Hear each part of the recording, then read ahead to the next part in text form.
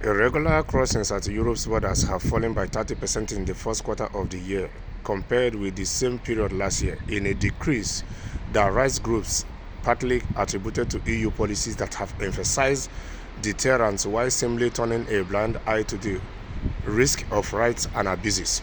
So the human rights groups are putting it to the EU that this decrease is due to EU turning blind eye to the right abuses in Tunisia and Libya.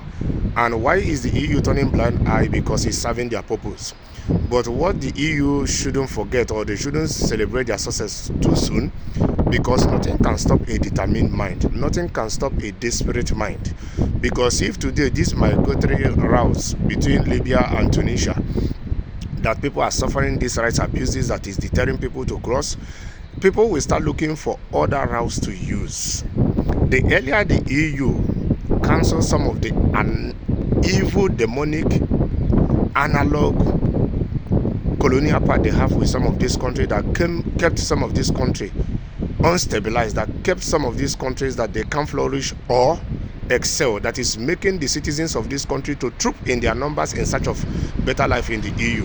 Because if the third world countries started functioning, they started excelling, none of their citizens will leave their countries and start taking this risk, coming to no man's land without knowing the dangers and the fears that await them, without even knowing if they will succeed or if they will fail or if they will perish along the line.